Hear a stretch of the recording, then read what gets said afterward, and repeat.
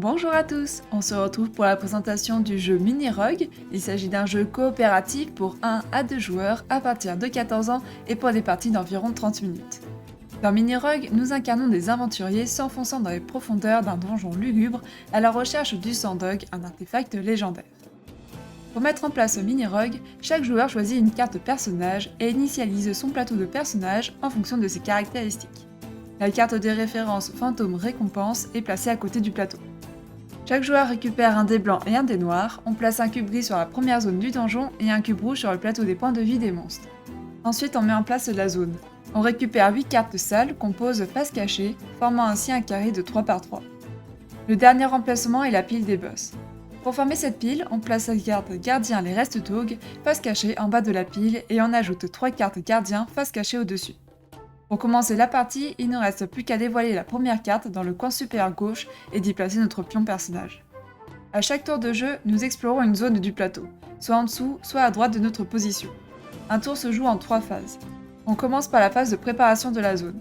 On mélange les cartes sales, on en place 8 face cachée et on retourne la première carte en haut à gauche. Si la zone actuelle est associée à une carte gardien, on révèle la carte gardien dans le coin inférieur droit de la zone. Ensuite vient la phase d'exploration. D'abord, on résout la carte sale où on se trouve, puis on se déplace à droite ou en dessous de notre position. On continue ces deux actions jusqu'à avoir atteint la dernière carte, la carte gardien. Si la carte gardien est face visible, alors on la résout. La dernière phase est la phase de descente. Chaque aventurier consomme une ration ou perd 3 PV s'il n'en a plus. On réactive notre compétence de personnage si on l'a utilisée et on déplace le cube gris sur la prochaine zone du donjon. On peut désormais commencer un nouveau tour. La plupart des cartes vont demander de réaliser des tests de compétences. Pour cela, nous allons lancer tous nos dés blancs et notre dé noir.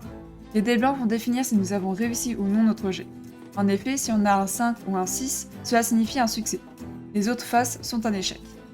Le dé noir va permettre d'indiquer le résultat par rapport à la carte. Lors des phases de combat, la mécanique est relativement la même. On lance nos dés blancs, le dé noir et le cas échéant les dés malédiction et poison. Chacun de nos dés blancs présentant un 6 sont à relancer.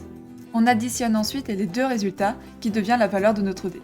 Il est possible de relancer un dé en diminuant notre expérience de 1 ou notre vie de 2. Ensuite, on peut décider d'utiliser une potion en notre possession, et enfin, on inflige tous les dégâts à l'ennemi. Si l'ennemi survit, on passe à sa phase d'attaque, définie par le dé noir que nous avons lancé. Si le dé noir vaut 1, l'ennemi rate son attaque. S'il vaut entre 2 et 5, l'attaque est réussie et l'ennemi nous inflige ses dégâts inscrits sur la carte. Enfin, s'il s'agit d'un D6, l'attaque est réussie et ignore notre armure. Si lors de cette attaque nous subissons au moins 1 dégât, on applique les effets de l'ennemi. On continue ces deux phases jusqu'à gagner ou perdre le combat. Sans entrer dans les détails, il existe 7 effets différents. La malédiction, le poison, l'aveuglement, l'inarrêtable, l'affaiblissement, la régénération et la chute. Les potions sont au nombre de 6, le feu, le givre, le poison, les soins, l'eau bénite et la perception. Au cours de notre aventure, nous serons également amenés à découvrir ou acheter des objets pour nous aider. Il est possible d'avoir un seul objet en notre possession. Il existe 8 types de salles différentes, les objets, les monstres gardiens, les pièges, les sépultures, les feux de camp, les marchands, les trésors et enfin les sanctuaires. Nos explorations et nos combats vont nous permettre d'acquérir de l'expérience. En fonction de notre niveau d'expérience, nous aurons de plus en plus de dés blancs et deviendrons donc plus forts.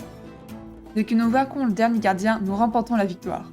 En revanche, si l'un des aventuriers périt dans l'aventure, nous perdons la partie.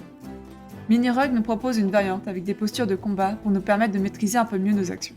Enfin, dans cette boîte, nous pouvons jouer au premier épisode de la campagne de Mini Rogue, une aventure en 6 chapitres nous mettant à l'épreuve. Mini Rogue est un jeu que nous adorons, en solo ou en coop.